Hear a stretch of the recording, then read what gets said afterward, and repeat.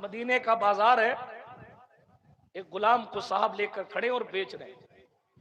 मदीने की गर्मी की तपिश और शिद्दत है।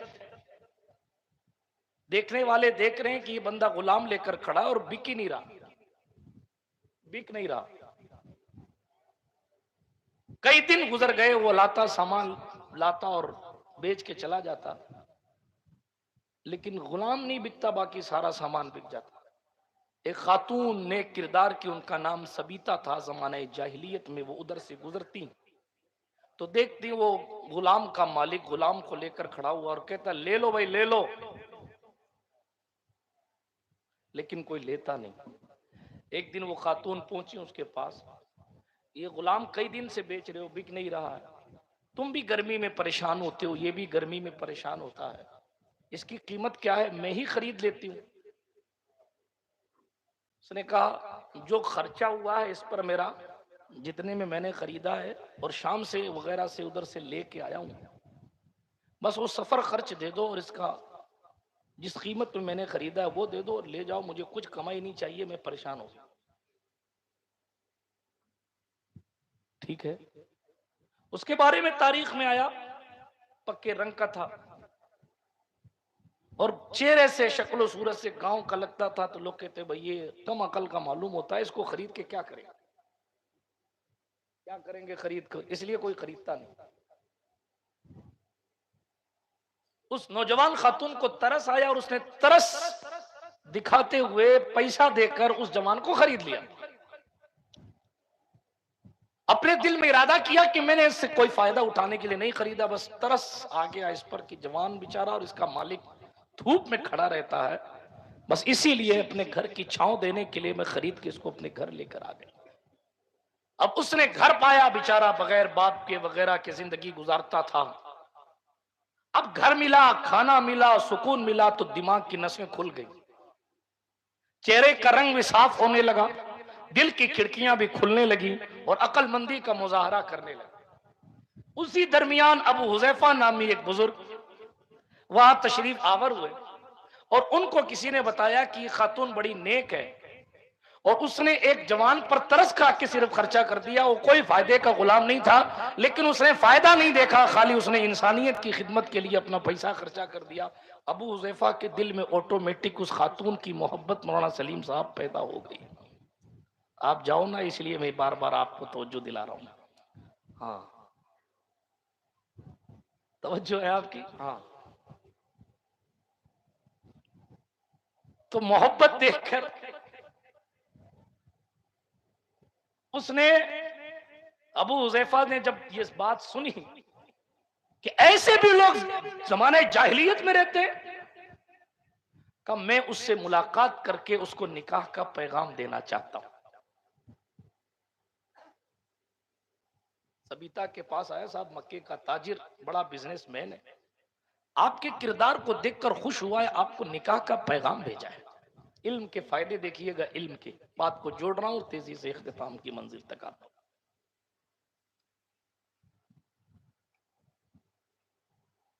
फौरन निकाह का पैगाम कबूल कर लिया गया, शादी हो गई।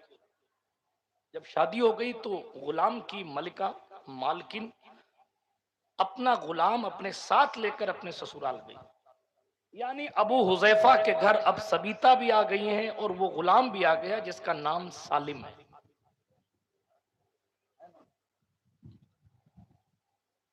ये मक्कतुल मुकर्रमा पहुंचे, हजरत उस्मान इब्ने अफ्फान के पुराने दोस्त थे। ये मक्का शरीफ में जब अपना परिवार लेकर पहुंचे तो हजरत उस्मान से मुलाकात को गए। जब सरकार उस्मान से मुलाकात को गए तो वो पहले वाला जो मिलने का अंदाज था उसमें कुछ फर्क सा नजर आया। तो कहा मेरे दोस्त उस्मान, मैं सालों से तुमको जानता हूं, तुम्हारा थोड़ा सा मिजाज बदला बदला सा नजर आ रहा है, क्या वजह है? हजरत उस्मान ने कहा देख, अब तेरा मजहब और है, मेरा मजहब और है। कहा क्या हुआ? कहा मैं नबी आखिरुज़्ज़मा पर ईमान ला चुका हूं, तू मेरा दोस्त है तो तू भी कलमा पढ़। दोस्ती ये होती है कि खुद भी नेकी की जाए और लोगों को भी नेकी की तरफ बुलाया जाए। ये दोस्ती नहीं है कि तू भी नमाज छोड़ दे मैं भी नमाज छोड़ दूं।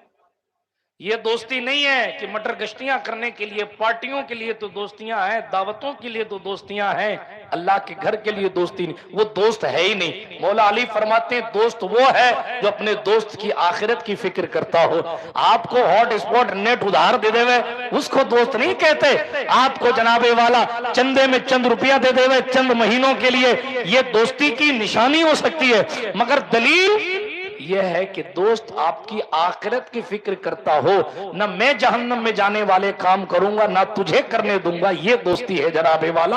आप अगर शादी के मौकों पर नाचने की कोशिश करते हो तो दोस्त हाथ पकड़ के कहता मैं भी हुसैनी हूं, तुझे भी हुसैनी ही रहने दूंगा, ये दोस्ती है जनाब। बहरहाल बात दूर न चली जाए, अर्ज ये कर रहा था अपनी जिंदगियों में जरा सा देखा करें कि दोस्ती हम किस हिसाब से अदा कर रहे हैं। दोस्ती का हक मुस्तफा जान रहमत अलैहिस्सलातु वस्सलाम ने ऐलान नबूवत फरमा दिया है। उस्मान ज़ुन्नूरैन मुसलमान हो चुके हैं। उन्होंने अपने पुराने दोस्त अबू हुज़ैफा को कहा मैं तो मुसलमान हो गया। अबू हुज़ैफा ने कहा उस्मान अगर बात सिर्फ इतनी सी है तो चल मेरा हाथ पकड़ के मुझे उस आखिरी नबी की दहलीज पर ले चल जिसकी जुल्फों का तू कैदी हुआ है, उसकी जुल्फों का मैं भी कैदी हो जाता हूं। अबू हुज़ैफा बारगाह नबवी में पहुंचे, मुस्तफा जान रहमत का जलवा जहां आरा देखा, हुजूर के चमकते दमकते चेहरे को देखा, खूबसूरत लबों से झरते हुए फूल को देखा, हुजूर अलैहिस्सलातु वस्सलाम की दिल को दहला देने वाली बातें सुनी, हुजूर अलैहिस्सलातु वस्सलाम का खिताब सुना।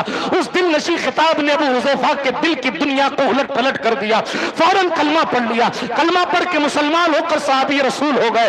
अपने घर आए, अपनी बीवी सबीता को बताया मैं मुसलमान हो गया। बावफा बीवी थी, बावफा बीवी थी। उसने कहा जब आप मुस्तफा के हो गए तो हमें भी ले चलिए, हम भी मुस्तफा के होते। अब एक रिवायत में है कि गुलाम भी उसी वक्त मुसलमान हो गया और दूसरी रिवायत में है कि इन दोनों ने मुसलमान होने के बाद कहा अब हम तुझे गुलाम नहीं रख सकते, इसलिए कि हमारे रसूल फरमाते हैं गुलाम आजाद करोगे, गुलाम आजाद करोगे तो अल्लाह खुश हो जाएगा। जाओ हमने तुझे आजाद किया। सालिम ने भी हुजूर का कलमा पढ़ लिया और जब वो भी मुस्तफा जान रहमत के साहबी हो गए तो उन्होंने अबू हुज़ैफा से कहा आपने आजाद तो कर दिया है लेकिन मैं बेसहारा हूं, मेरा बाप नहीं है, मेरा घर नहीं है, मेरे रिश्तेदार नहीं है, मैं कहां जाऊंगा। अल्लाह अकबर, रसूलुल्लाह ने आजाद करने के लिए कहा है, बेसहारा करने के लिए तो नहीं कहा। अबू हुज़ैफा के दिल में बात घर कर गई, दरियाए रहमत जोश में आया और कहा सालिम आज तक तू गुलाम था मगर अब हम हुजूर की चौखट के गुलाम हो गए, तू भी हुजूर का गुलाम है, अब हम दोनों हुजूर के गुलाम हैं, लिहाजा न मैं तेरा आका न तू मेरा गुलाम, अब से तू मेरा मुंह बोला बेटा है। इसलिए तारीख ने उन्हें सालिम इब्ने अबू हुज़ैफा भी कहा, हालांकि सही सालिम मौला अबू हुज़ैफा है। सालिम अबू हुज़ैफा के आजाद करदा गुलाम। बात समझ आई? मुसलमान हो गए, मुसलमान हो गए तो कुरान शरीफ पढ़ना सीखा, तिलावत कलाम रब्बानी। कुरान कितनी अजमतों वाली चीज का नाम है, कुरान पढ़ना सीखा। याद रखिएगा जो शुरू किया था जहां से कि इस गुलाम को कोई खरीद नहीं रहा था, न कोई यहूदी खरीदता, न कोई ईसाई खरीदता, न कोई खरीदता, कोई नहीं खरीद रहा था, इसका कोई खरीदार नहीं था। लेकिन जरा तवज्जो कीजिएगा, मुसलमान हो गए, कुरान शरीफ पढ़ना सीखा, कुरान की सूरतों पर सूरतें याद करते गए। अल्लाह ने लहजा बहुत अच्छा दिया था, कुरान पढ़ते थे तो लोग चलते चलते ठहर के सुना करते। फिर उसके बाद उनकी शान ये थी कि वो इस शान के साथ कुरान पढ़ते थे, इस मोहब्बत के साथ, इस रिक्कत के साथ कुरान पढ़ते थे कि उनकी तिलावत को सुनकर लोगों की आंखों से आंसू बहने लगता। कलाम मजीद और बहुत ज्यादा कलाम पाक उन्होंने याद कर लिया। अब नतीजा यह हुआ कि इनको कुरान मुकद्दस याद था तो इसलिए इनको मुसल्ले पर बढ़ा दिया जाता आगे। हजरत उमर फारूक आजम के साथ अबू हुज़ैफा ने हिजरत की। मदीना मुस्तफ़ा की जमीन है, मुस्तफ़ा वालों की सफ पीछे खड़ी है और उन पीछे खड़े होने वालों ने उमर इब्ने खत्ताब जैसी जलीलुल कद्र जात भी पीछे खड़ी है। और नमाज पढ़ाने के लिए उस शख्स को आगे किया गया जो सालिम था, अबू हुज़ैफा का आजाद करदा गुलाम। मुसल्ला इमामत पर जब उस शख्स को लाया गया, यहूदी उधर से गुजरते थे और जो जिसने आगे बेचा था ना, वो देख कर कहता था यार ये वही तो गुलाम नहीं है सालिम, जिसको कोई खरीदने के लिए तैयार नहीं था, और मैं बाजार में खड़ा रहता था धूप की शिद्दत में कि कोई इसको खरीद ले, कोई इसको खरीद ले, कोई इसको खरीद ले, लेकिन लोग इसको देखने के लिए तैयार नहीं होते थे, खरीदना तो दूर की बात है। आज इसी गुलाम की कंडीशन ये हो गई है कि कुरैशी जवान उमर इब्ने खत्ताब पीछे खड़ा है और ये जवान उमर के भी आगे खड़ा है। ये कौन सी चीज है जिसने इसे पीछे से आगे कर दिया?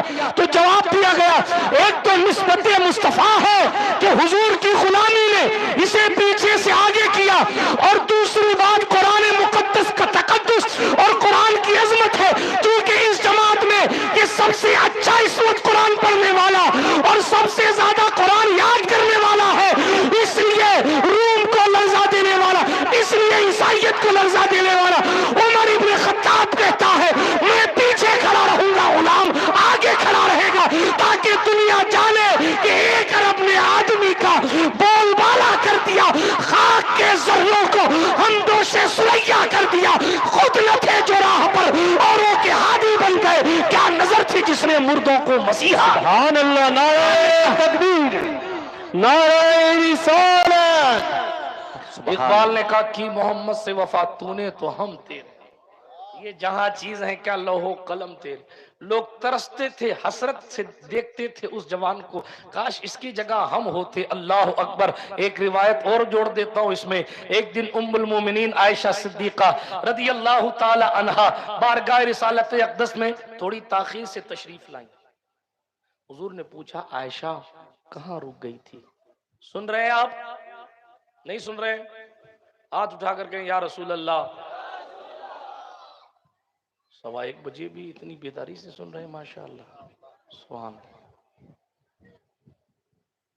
अल्हम्दुलिल्लाह। आइए, होने दोगे? अल्लाह इलाहा इल्लल्लाह,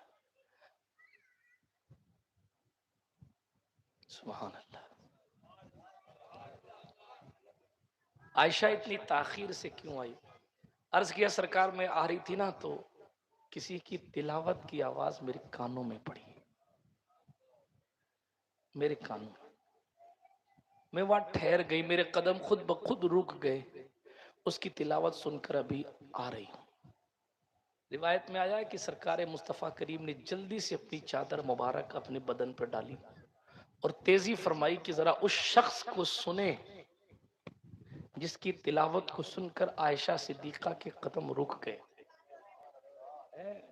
मेराज है उस सहाबी की जिस पर कुरान उतरा है, वो किसी का कुरान सुनने के लिए जल्दी फरमा रहा। आए हाय, जिसका खुद का लहजा इतना बेमिसाल है कि वो सूरह यासीन पढ़ दे तो सहाबा की आंखें सावन की तरह बरसने लगती। जिसके खुद के अंदाजे तिलावत की शान में किस मुंह से बयान करूं, जिनके मुक्तदी दाऊद का लहजा ये था कि वो जबूर पढ़ते थे तो उड़ते हुए परिंदे जनाब दाऊद की जबूर रुक कर सुना करते थे, मगर मस्जिद अक्सा में दाऊद जैसा कारी पीछे खड़ा था और फातिमा जहरा का बाबा आगे खड़ा था। उस लहजे के बारे में मैं क्या कह सकता हूं, लेकिन अपनी उम्मत से उस नबी उम्मी को प्यार इतना है सल्लल्लाहु अलैहि वसल्लम।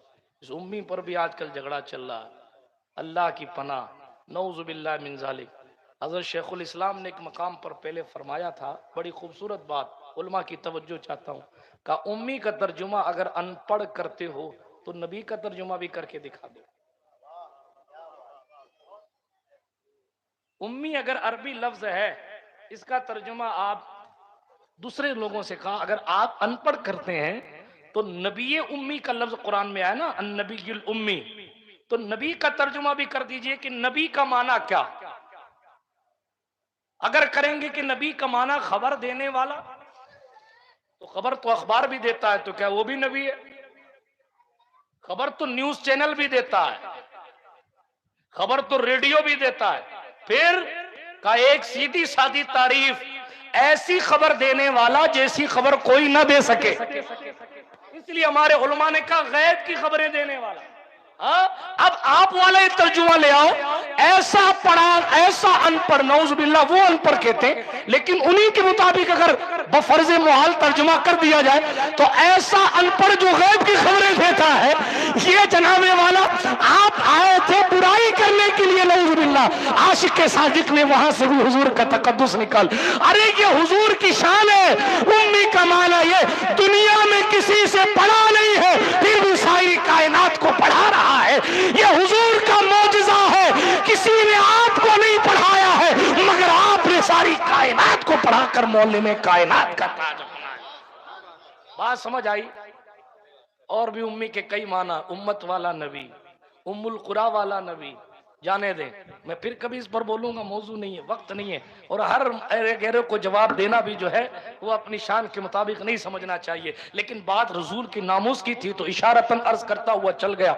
मुस्तफ़ा करीम अलैहिस्सलाम की शान अर्ज कर रहा। रब्बे लम यज़ल ने उन्हें क्या इल्म दिया था वो कौन बयान कर सकता है। मैं सिर्फ इतना अर्ज करता हूँ, सरकार मुस्तफ़ा करीम ने चादर मुबारक जल्दी से डाली और तेजी फरमाते हुए आए।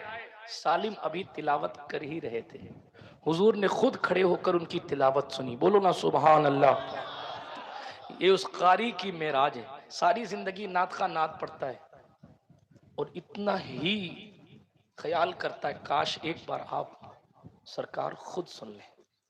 सारी जिंदगी तो हमने यहां वहां पढ़ी, लेकिन काश एक शेर आप खुद सुन लें। आपका दरबार हो, आपकी बारगाह हो और खड़े होकर आपको ही एक शेर सुना दूं तो जिंदगी की सारी नातों की महफिलें एक तरफ, वो एक शेर जो हुजूर को सुनाया वो एक तरफ। मेराज तो यही है ना। क्या मर्तबा पाया उस गुलाम ने जो कल बिक नहीं रहा था। आज कीमत नहीं पता चल रही है कि कायनात का मुख्तार खुद उसकी क़िरत सुनने के लिए आया। हुजूर खड़े हो गए सल्लल्लाहु अलैहि वसल्लम, तिलावत सुनी। जब फारिग हुए ना तो हुजूर ने मुस्कुरा कर शाबाशी देते हुए फरमाया, मुझे फ़ख्र है, मुझे खुशी है कि अल्लाह पाक ने तुम जैसों को मेरी उम्मत में पैदा फरमाया। कितना बड़ा जुमला है ये। नबियों ने इस उम्मत में आने की दुआ की और हुजूर उस कुरान को पढ़ने वाले को कह रहे हैं, मुझे इस बात पर खुशी है कि कुदरत ने मेरी उम्मत में तुम जैसे कारी पैदा किए। पता चला हुजूर वाला बनना है तो कुरान पढ़ो, इल्म हासिल करो।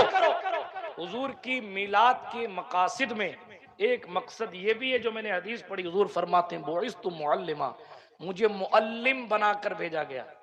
तो मिलाद